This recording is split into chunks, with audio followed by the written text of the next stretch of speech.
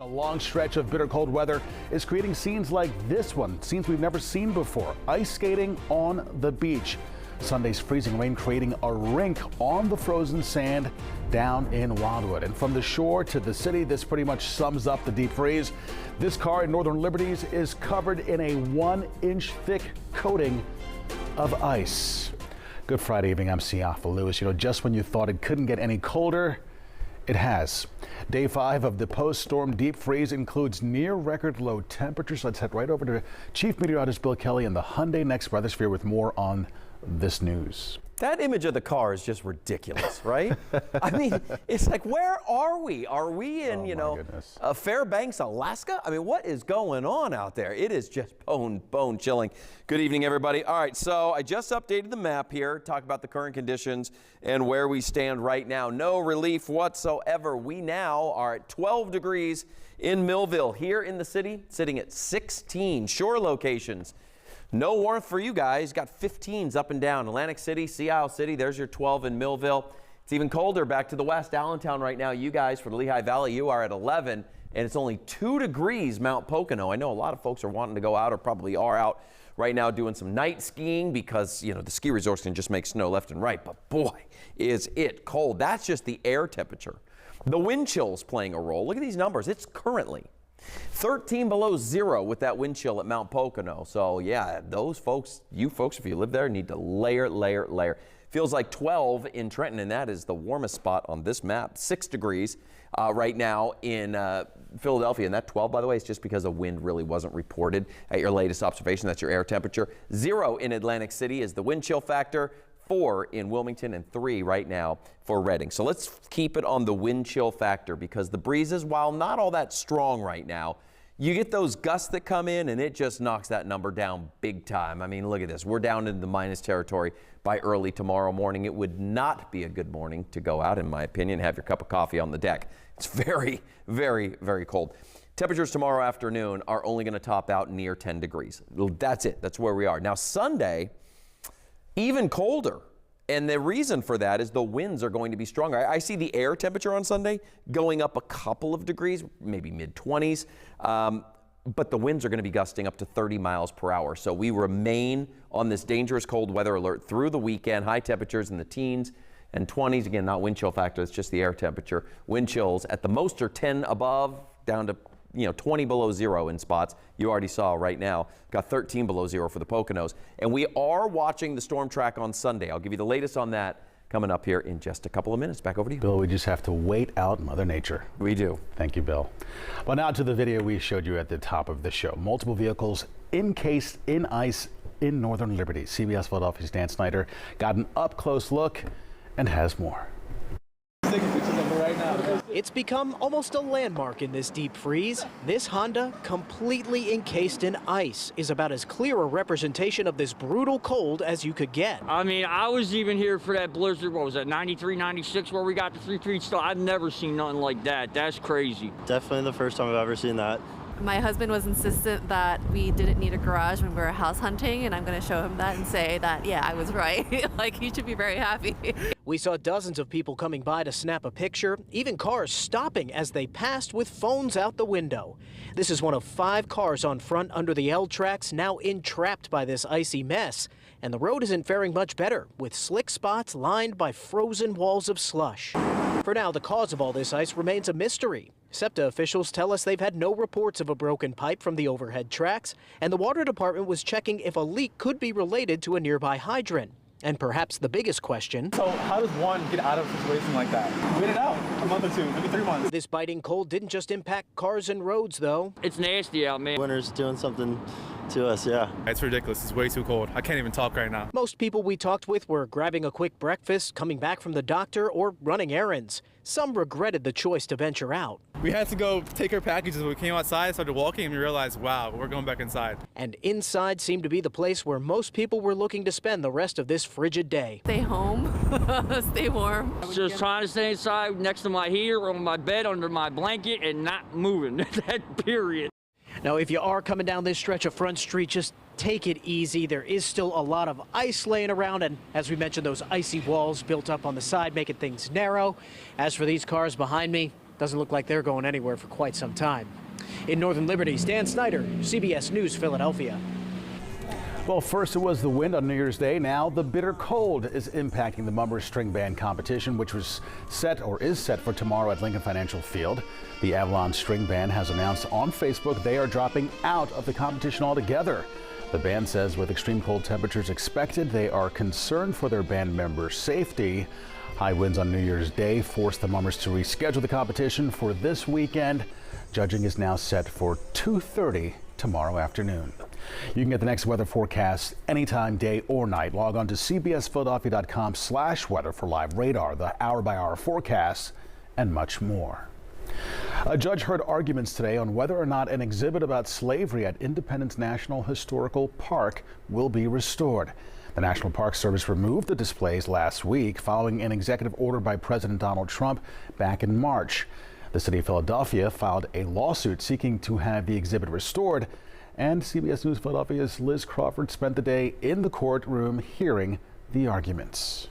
8 days after slavery exhibits were removed from the president's house in Old City, Philadelphia, dozens of people packed a courtroom to hear arguments from the city of Philadelphia and the federal government. One of the city's witnesses was Joyce Wilkerson, who worked for the city in the early 2000s when the president's house project was first introduced.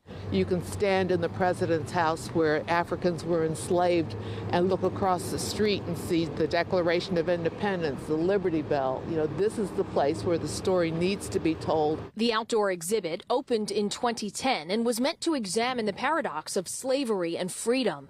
Presidents Washington and Adams lived at this site along with enslaved people. Much of the city's argument centered around the longtime collaboration between the city and the National Park Service, including the mutual partnership over the President's House exhibit. Another former city employee who worked under Mayor Nutter also took the stand. There's a gut punch to something that was happened just by one person deciding that they were going to do something. That's not the way we work. That's not the way the Park Service has ever worked under my tenure. A spokesperson with the Interior Department, which oversees the Park Service, said it is implementing President Trump's executive order on restoring truth and sanity to American history. Friday in the courtroom, attorneys for the federal government argued that the National Park Service has complete ownership of the exhibit and has authority over what is displayed. The judge interrupted and challenged that argument throughout the hearing. But I love the pushback from the judge. The judge was absolutely incredulous about the contractual argument and about the independent dictatorial authority of the president. It's looking great in that courtroom. The judge indicated she could make a ruling on this on Monday, but she said she wanted to visit the site and see the displays and how they're being stored herself. In Old City, Liz Crawford, CBS News, Philadelphia. Coming up, if you haven't gotten a real ID yet, we'll tell you about the new options starting this weekend to get you through security. Also, the Justice Department releases millions of additional files related to Jeffrey Epstein. I'm Erica Brown with more on the release and why some lawmakers say it's not enough. Then remembering Catherine O'Hara, the actress has died at the age of 71. We'll look back at a few of her most memorable roles from Home Alone to Beetlejuice. Stay with us.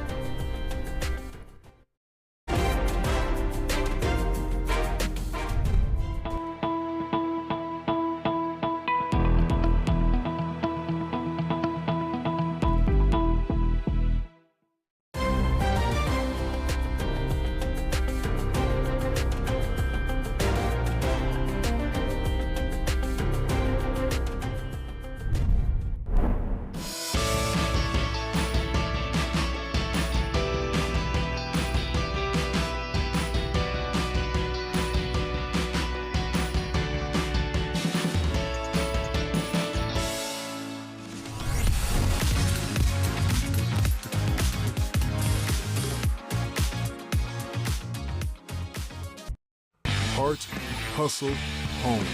CBS News, Philadelphia.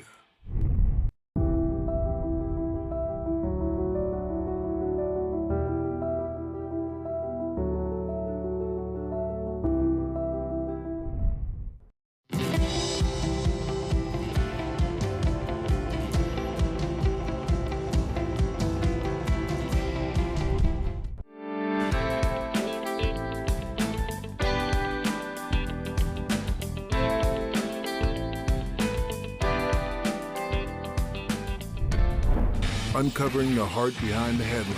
CBS News Philadelphia.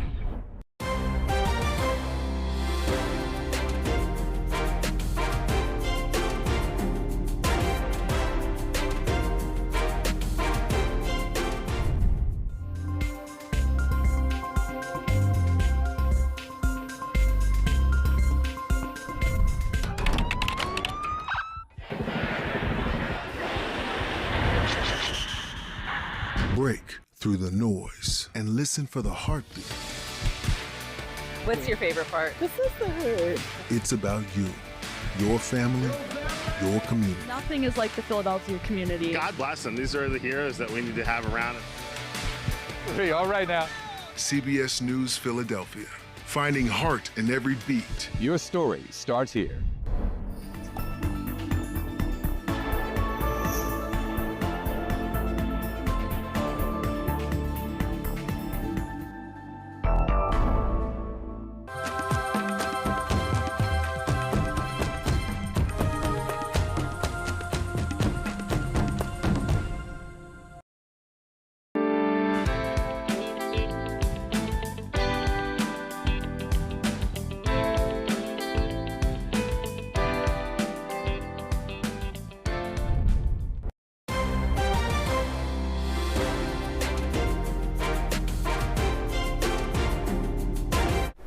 Welcome back. More than a month has passed since the Justice Department was legally obligated to release all of the Jeffrey Epstein files.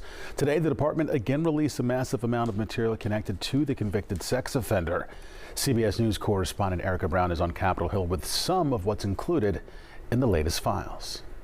The Department of Justice announced Friday the release of more than 3 million pages of documents related to the Jeffrey Epstein investigation. Today's release marks the end of a very comprehensive document identification and review process to ensure transparency to the American people. Deputy Attorney General Todd Blanche said the release includes more than 2,000 videos and 180,000 images connected to the convicted sex offender and his accomplice, Ghislaine Maxwell. We did not protect President Trump. We didn't protect or not protect anybody. I mean, I think that there's a hunger or a thirst for information that I do not think will be satisfied by the review of these documents. He noted there are extensive redactions to protect victims' identities. Previous Epstein document releases have highlighted the late financier's connections to many high-profile men, including former President Bill Clinton and President Trump, who has called the Epstein investigation a hoax. What this whole thing is with Epstein is a way of trying to deflect from the tremendous success that the Republican Party has.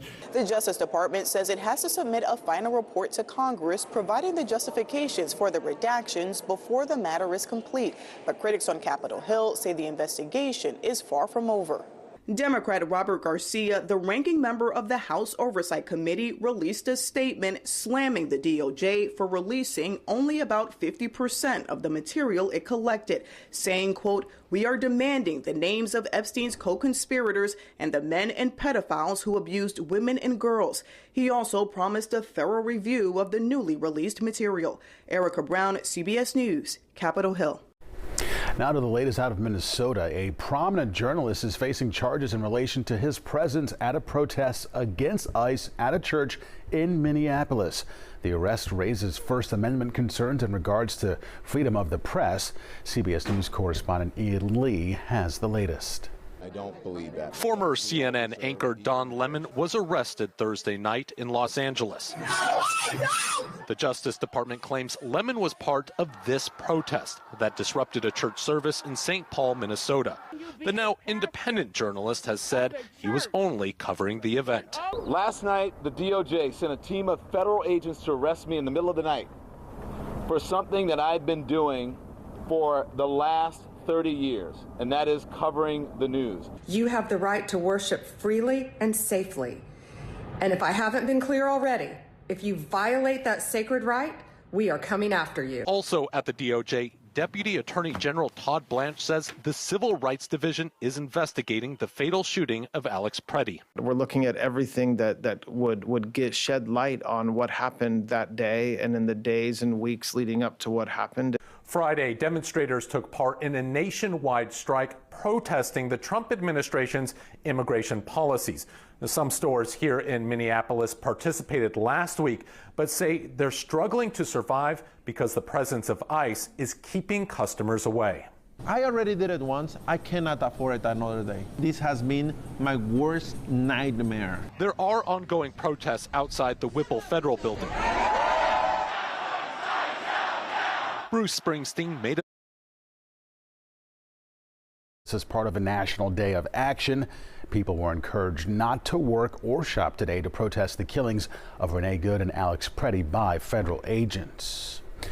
Actress and comedian Catherine O'Hara has died at the age of 71. Her agent confirmed her death after what was described as a brief illness. CBS News' Bradley Blackburn looks back at her life and so many memorable moments. She was an actress who practically jumped off screen. Catherine O'Hara, who played Kevin's mom in the Home Alone films. Designer Delia Dietz in Beetlejuice. If you don't let me gut out this house and make it my own, I will go insane and I will take you with me. O'Hara was born in Canada. She got her start with the Second City in Toronto and was a founding member of SCTV. Gee, I don't know. It's where she first worked with longtime collaborator Eugene Levy. They helped popularize the mockumentary form in films like Waiting for Guffman and Best in Show. She was very popular back then. She had dozens of boyfriends. Hundreds. Hundreds. Yeah, hundreds. She was also a writer, explaining to CBS in the 90s it came in part from necessity. Pretty frustrating to just be a regular sort of actress waiting around, for someone else to write you something or to somehow get an opportunity to do a good script. O'Hara appeared in dozens of works, not all of them comedies. The voice of Sally in The Nightmare Before Christmas, and last year a dramatic turn in HBO's The Last of Us. Let's try something different. That earned her an Emmy nomination, and so did another role as a film executive who climbed to the top of Hollywood in the studio. They're influencers. Most of them don't even go inside. They just make their red carpet TikToks and leave. An unconventional, captivating star who's now left us, but will keep making us laugh. My answer is a yes. A clangorous, vociferous yes. Bradley Blackburn, CBS News, New York.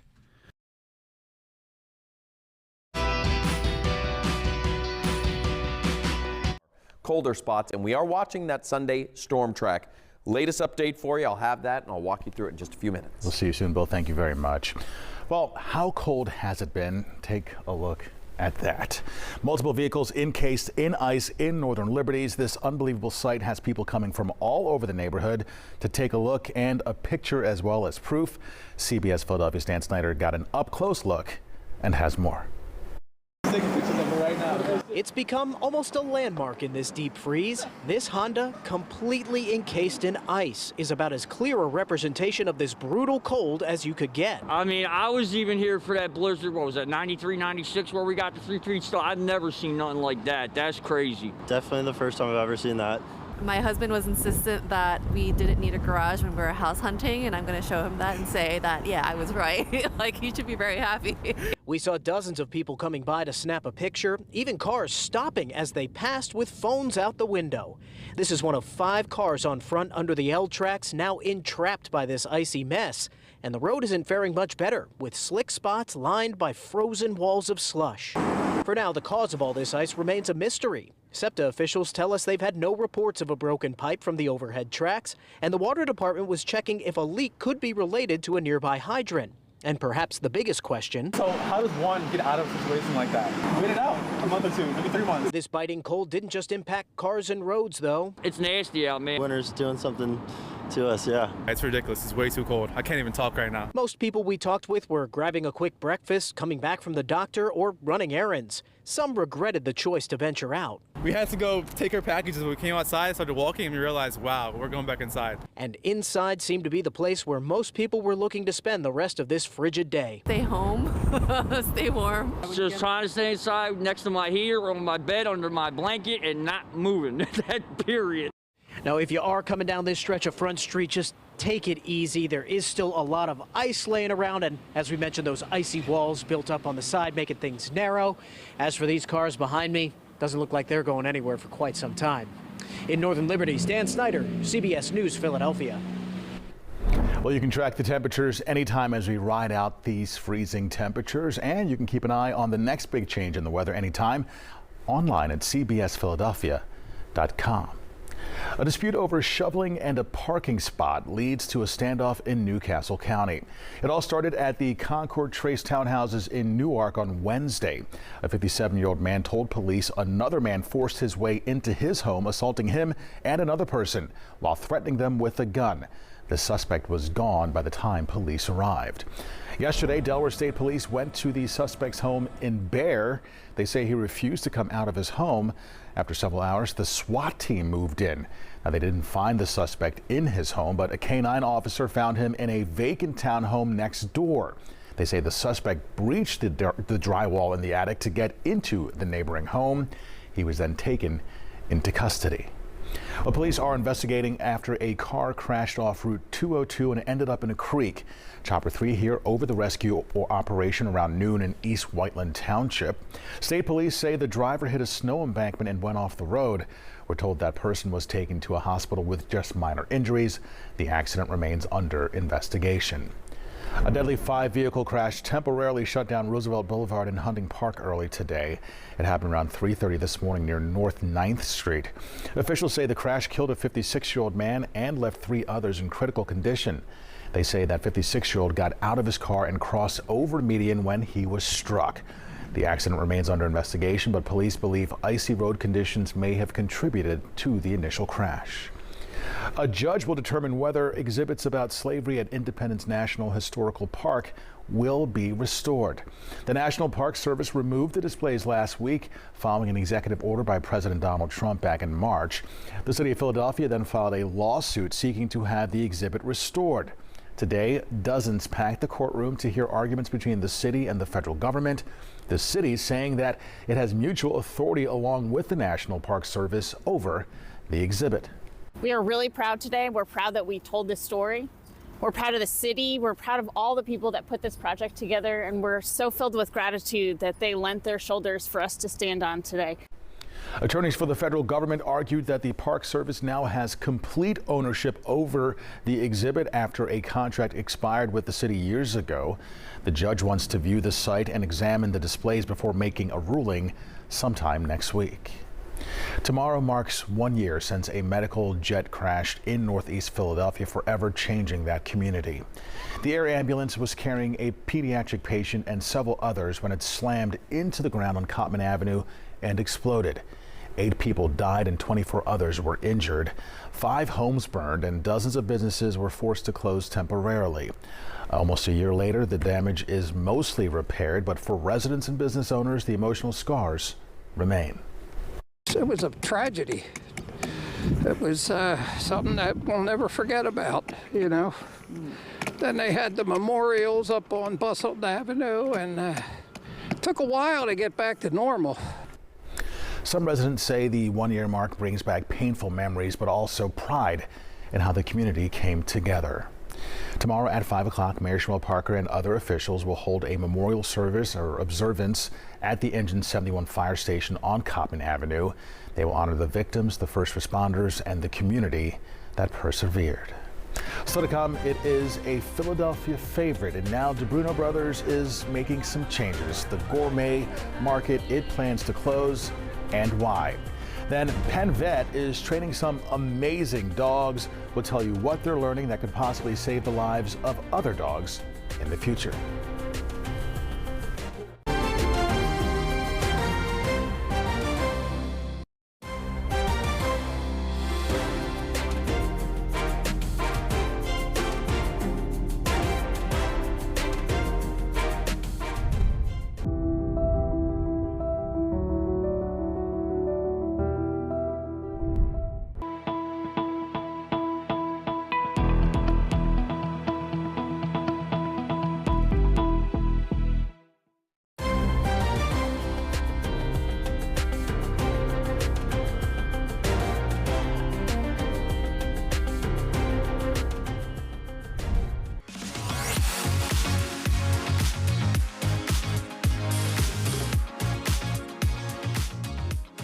Heart, hustle, home.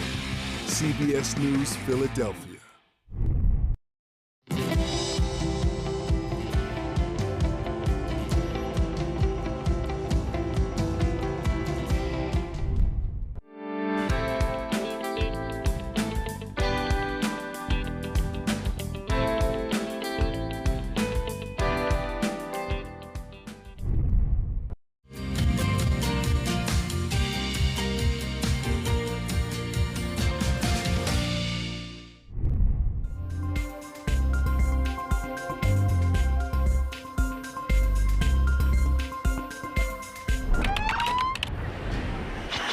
Break through the noise and listen for the heartbeat. It's about you, your family, your community. CBS News Philadelphia, finding heart in every beat.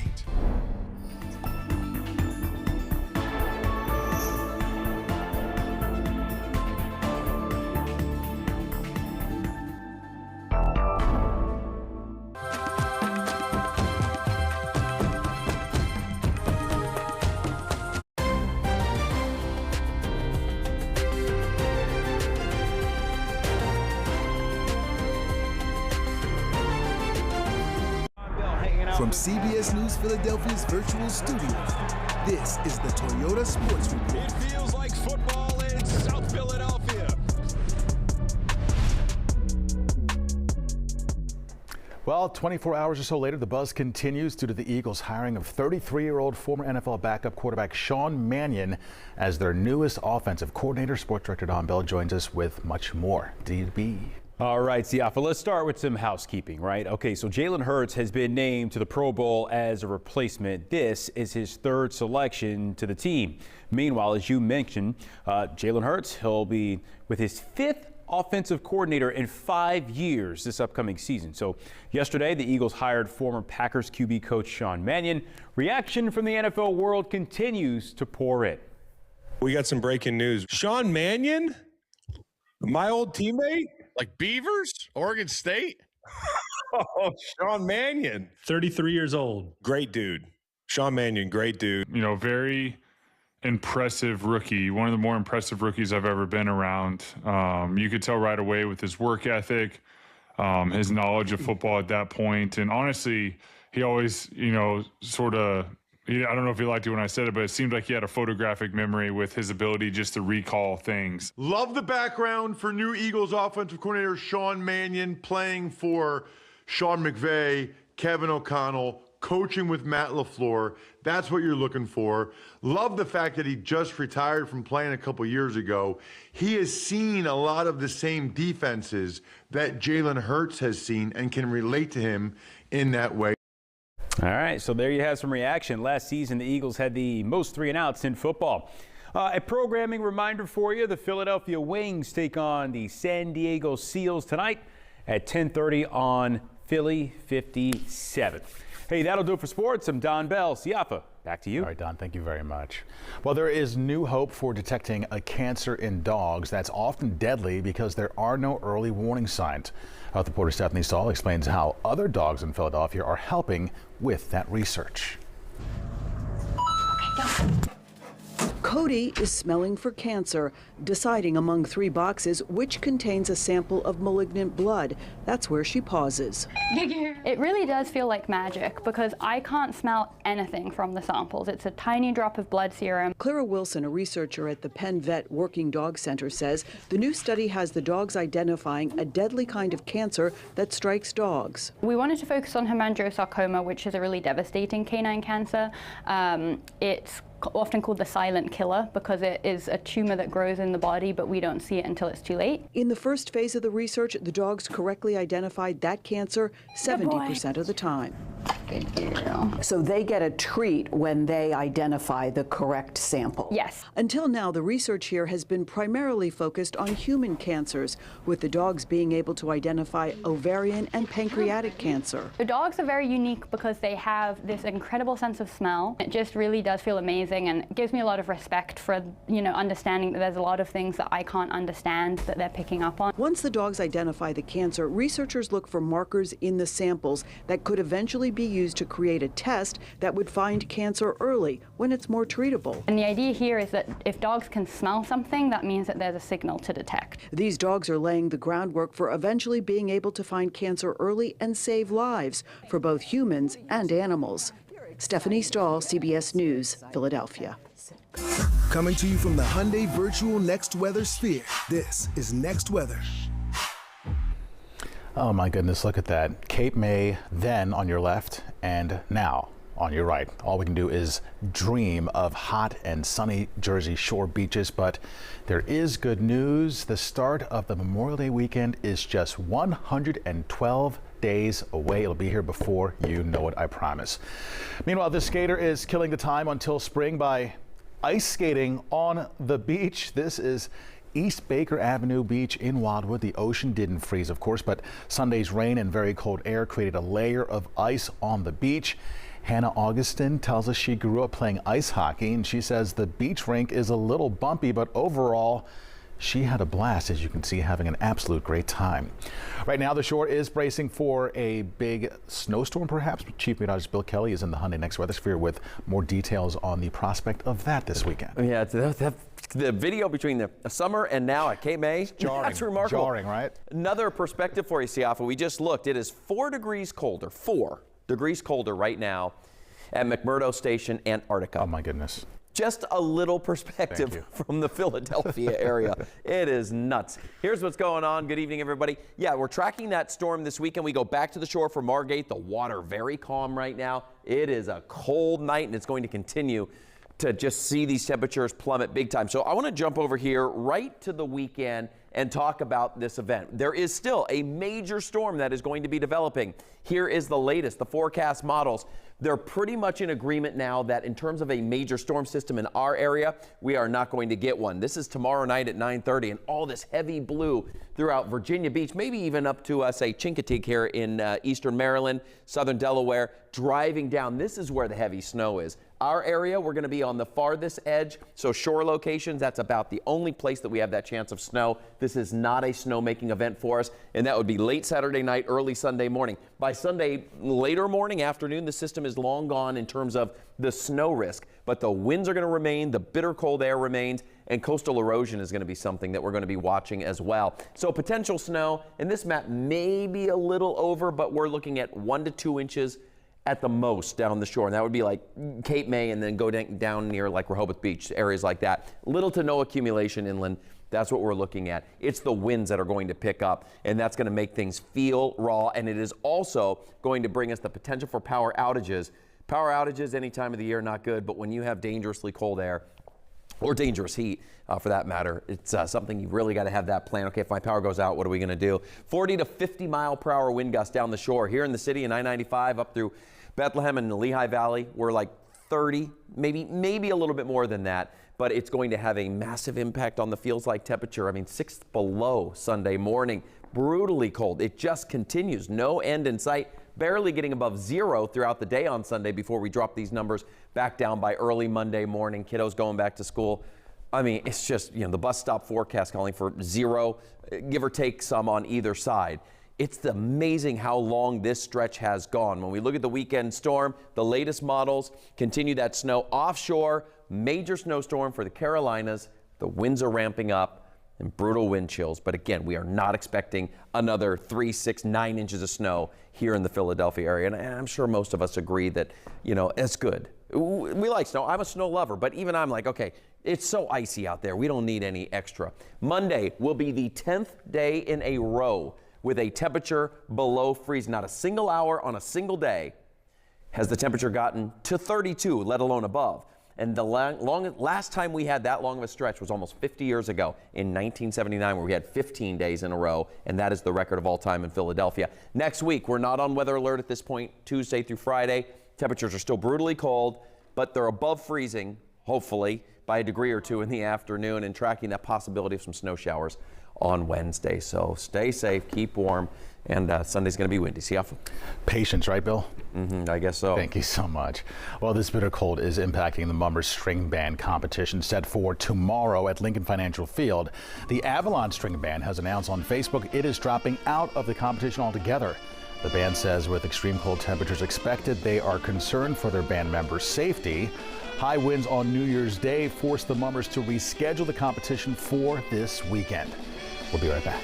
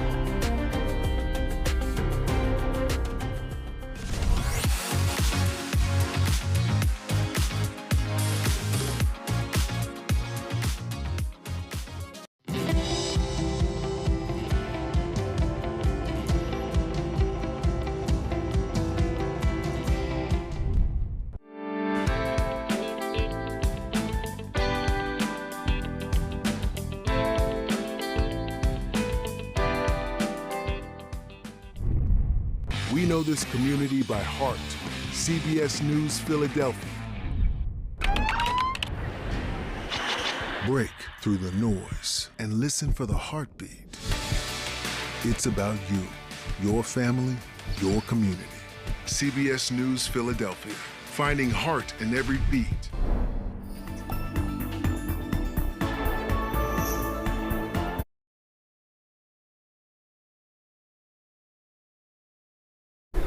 The first store opened in the Italian market way back in 1939, and it has been a Philadelphia staple ever since. Now, however, 3 of the 5 DeBruno Brothers markets are set to close in the coming weeks. Brown Superstores acquired the gourmet markets nearly 2 years ago. The company says it's refocusing its strategy on its 2 flagship locations, the Rittenhouse Square Shop and the historic 9th Street Market and Bottle Shop, as well.